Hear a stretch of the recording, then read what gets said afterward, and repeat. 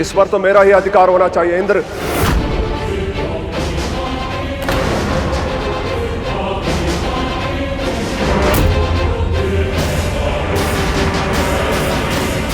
देवराज, कहां गए देवराज?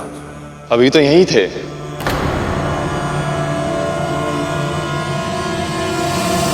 समुद्र से निकला ये रत्न किसे मिलेगा, इसका निर्णय हुए बिना देवराज इंद्र कहां लुप्त हो गए? जब अतीत की भूल अचानक आकर सामने खड़ी हो जाए और उससे दृष्टि मिलाने के अतिरिक्त और कोई उपाय ना हो, तब उसका सामना करना कठिन हो जाता है। ये वही हाथी जिसने देवराज इंद्र के साथ मिलकर महर्षि दुर्वासा का अपमान किया था। देवराज इंद्र को इसकी क्या आवश्यकता? तूने विजय श्री की प्रतीक परम पूजनीय रुद्राक्ष की माला मेरे आराध्य भगवान शिव के वरदान का अपमान किया है।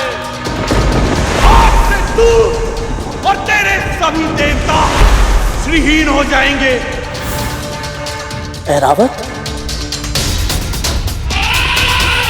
हाँ गरुड़, यह ऐरावत ही है। कहते हैं ये काम, क्रोध, मद, मोह और लोभ पर नियंत्रण का प्रतीक है।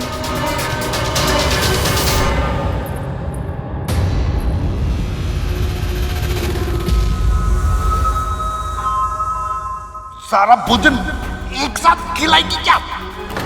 पहले चखूं तो सही, कैसा भोजन बनाया तूने?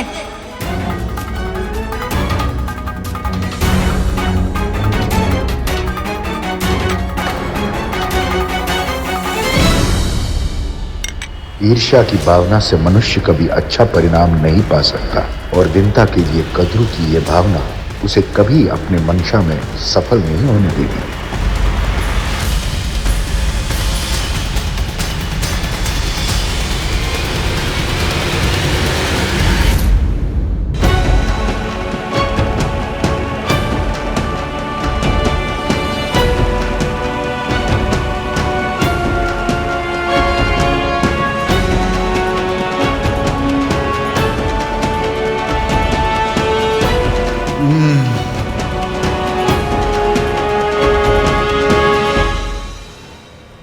स्वादिष्ट, अति स्वादिष्ट।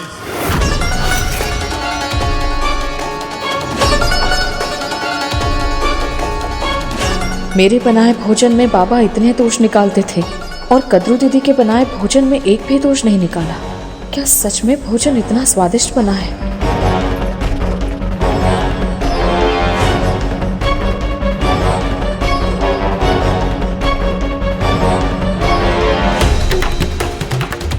जब मेरी ये दशा है तो बाबा की क्या होगी?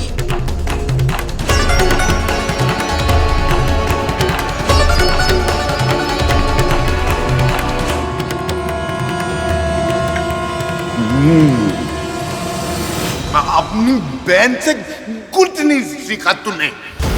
जब से यहाँ आया हूँ आज पहली बार भूख मिटी है मेरी। आज जैसा भोजन बना है मुझसे खाने का आनंद दुगना हो गया।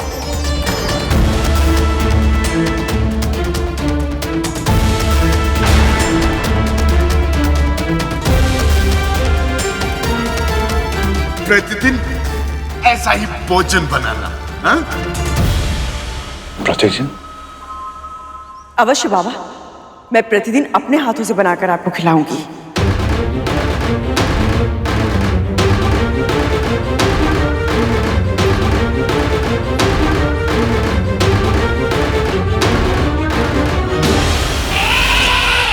ऐरावत इस जगत के हाथियों में सबसे श्रेष्ठ हाथी है और सबसे अधिक स्वामी भक्त भी है। पर क्या मुनिवर? पर अहंकार के वश में आकर इसने स्वामी दुर्वासा का अपमान किया था, जिसके कारण न केवल इंद्र अपितु पूरी सृष्टि को श्रीहीन होने के लिए विवश होना पड़ा था। इसका अर्थ है यह हाथी अशुभ है।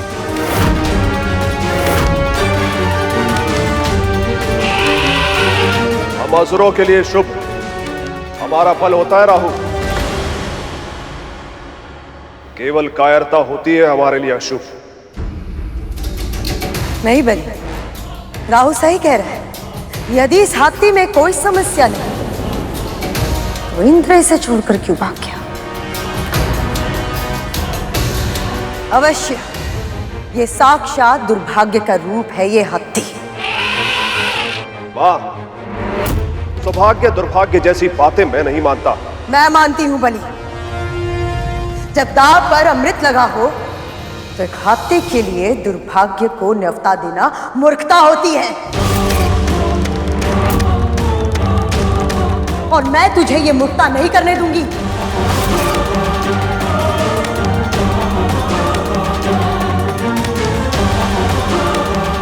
आज्ञा मां, ऐरावत पर देवताओं का यह अधिकार होगा।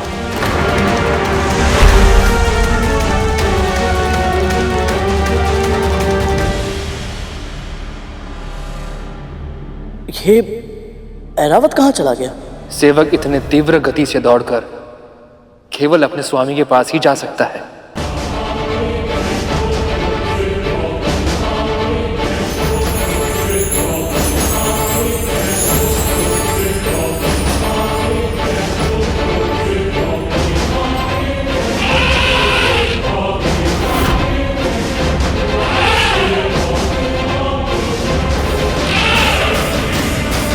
इन सब का कोई अर्थ नहीं। अब जो होना था वो हो चुका।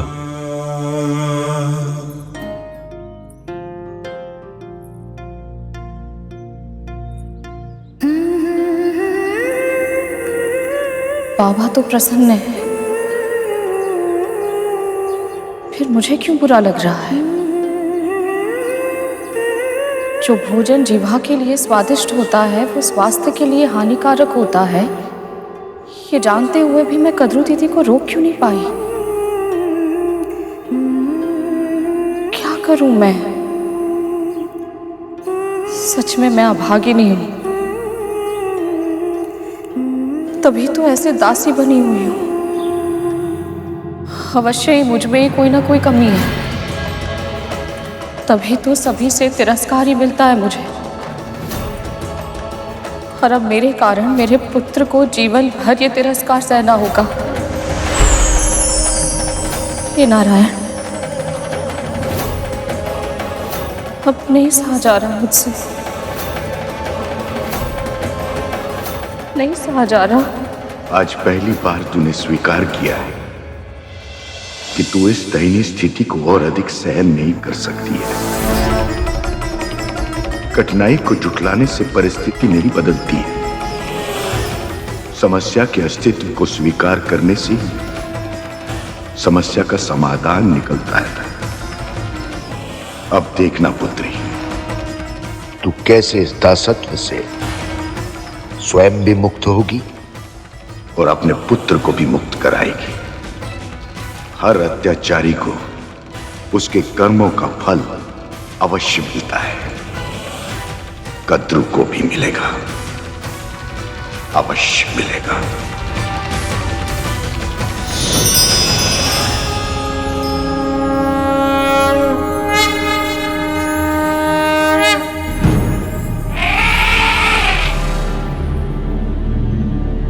ये क्या कर रहा है रावत? क्षमा मांग रहा है। अहंकार में आकर इसने महर्षि दुर्वासा की दी हुई माला फेंक दी थी। अपनी इसी भूल पर पश्चाताप व्यक्त कर रहा है। परंतु भैया, ऐरावत में अहंकार तो स्वयं देवराज के कारण ही था ना। वो कहते हैं ना, यथा स्वामी तथा सेवक। स्वामी का ही स्वभाव सेवक में प्रतिबिंबित होता है। सत्य कहा गर्व। और अब ये बात देवराज इंद्र भी समझ चुके हैं।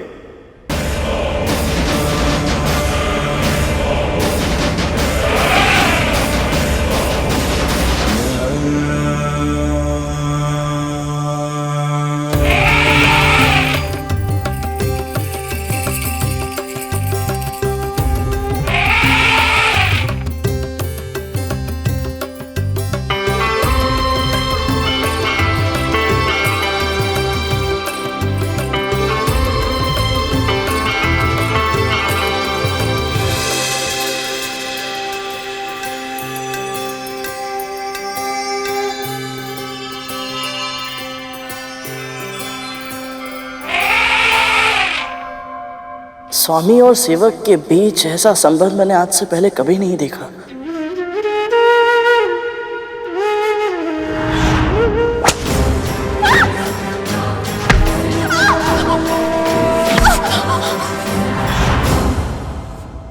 महारानी तो मेरी मां के साथ। ऐरावत ने पूरे मन से अपने स्वामी की सेवा की, तो इंद्र ने भी उन्हें सम्मान दिया। दोनों पक्षों के मर्यादित आचरण के बिना संबंध का ऐसा सूत्र स्थापित हो पाना संभव ही नहीं है। पर देवी विंता अपनी स्वामिनी देवी कद्रू के लिए कोई साधारण दासी नहीं है गरुड़। वो उनकी बहन है, जिन्हें उन्होंने छल से अपनी दासी बनाया है। ऐसा व्यवहार अनुचित है और इसी कारण भले ही देवी विंता कितना भी प्रयास क्यों ना कर, उनका अपनी बहन और स्वामिनी के साथ संबंध कभी सामान्य नहीं हो सकता।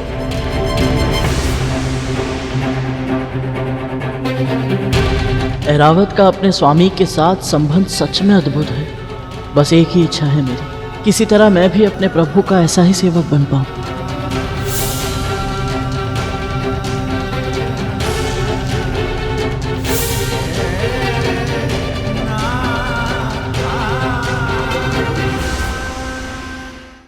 बबूल के कांटे, नीम की छाल, बरगद की जड़ और कटहल के बीज, इन सब को मिलाकर लेप तैयार करना होगा।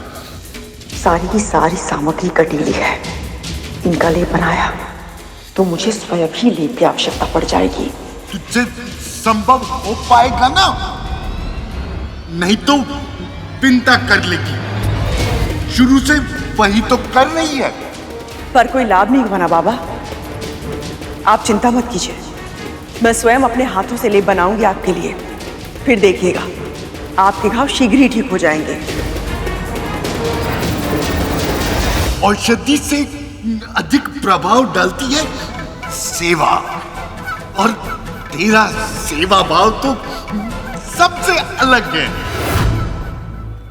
विंता तो केवल एक दासी की तरह अपने कर्तव्य का निर्वाह करती है, किंतु तू। मैं मन से करती हूँ बाबा, अन्यथा मुझे क्या आवश्यकता है कि इतने सेवक सेविकाओं के होते हुए भी मैं स्वयं आपकी सेवा करूं? सही कह रही है तू।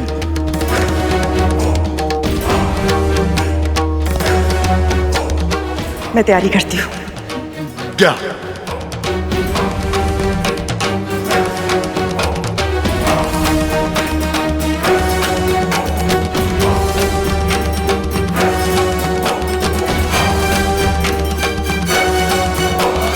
आज तक न जाने कितनी बार भला बुरा सुना है, पर मेरे मन पर उनका कोई प्रभाव नहीं पड़ा। कभी मेरा मन दुखी नहीं हुआ।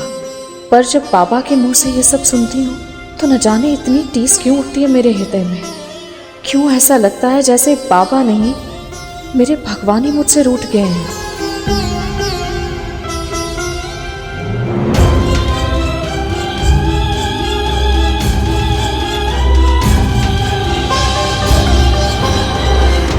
ये धैर्य खोने का समय नहीं है पुत्री।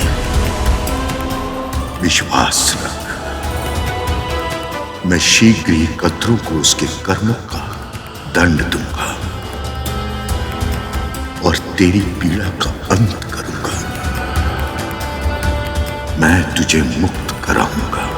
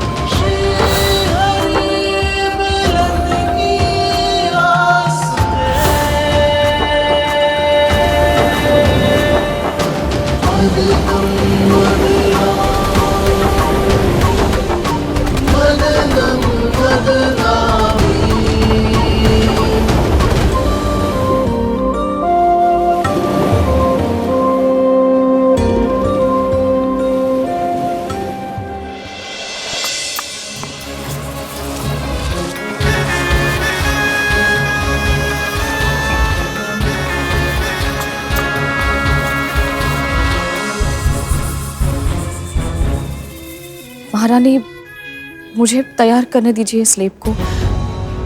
मुझे कोई श्रेय नहीं चाहिए। मैं बस इस लेप को तैयार कर दूंगी, फिर आप ही ले जाइएगा और आप ही लगा दीजिएगा। ठीक है, तेरी यही इच्छा है तो तू ही बना ले।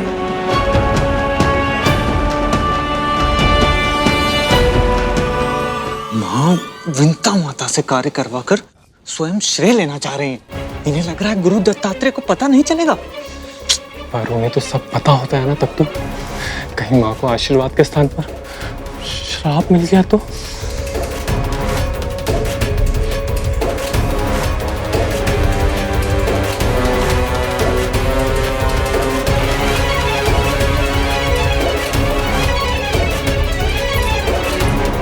लीजिए महारानी।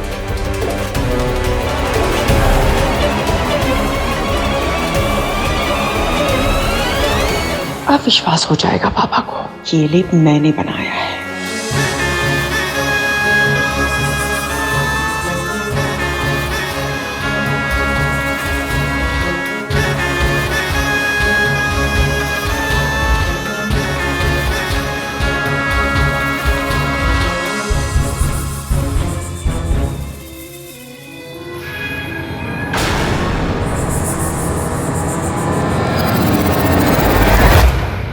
बहुत सहज अभिनय करती है और साक्ष्य भी अपने वस्त्रों पर लगाकर लाई है ताकि मैं इसके छल को पकड़ न पाऊं। ले आई लेप, चल लगा।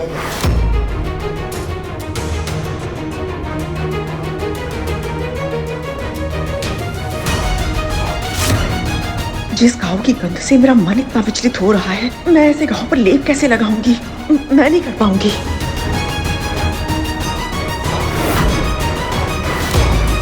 दीदी ने लेप ऐसे लगाया तो बाबा क्रोधित होकर लेप ही फेंक देंगे, और यदि ऐसा हो गया तो उनकी औषधि व्यर्थ हो जाएगी।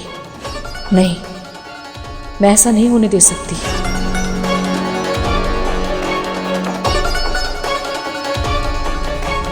इधर उधर क्या देख रही है?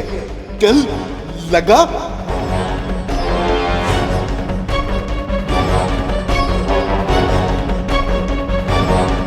लगा। जी बाबा, आप लेप लगाने से आपको जलन होगी, आप अपनी आंखें बंद कर लीजिए। कितना उचित विचार है, कितनी बुद्धिमान है तू। लगा।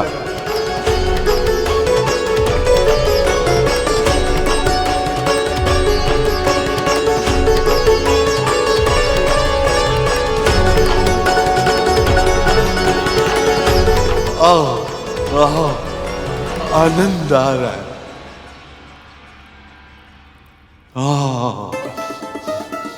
सचमुच तेरे हाथों में चमत्कार है। यदि तूने पहले दिन से ये लेप लगाया होता तो अब तक इसका प्रभाव भी दिखाई दे रहा होता।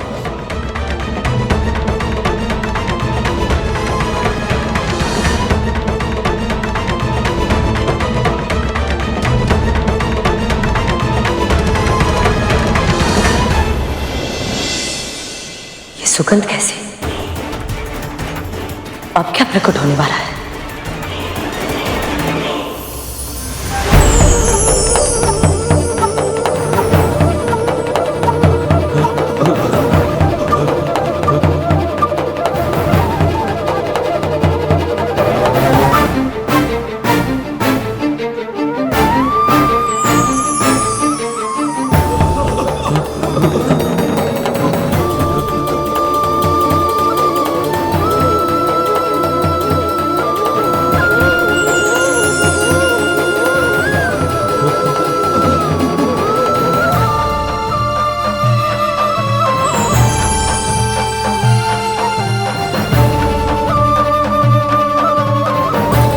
प्रभु, मंथन से ये क्या निकला है जिसका तेज हम में से कोई सह तक नहीं पा रहा? कौस्तुभ मणि है ये।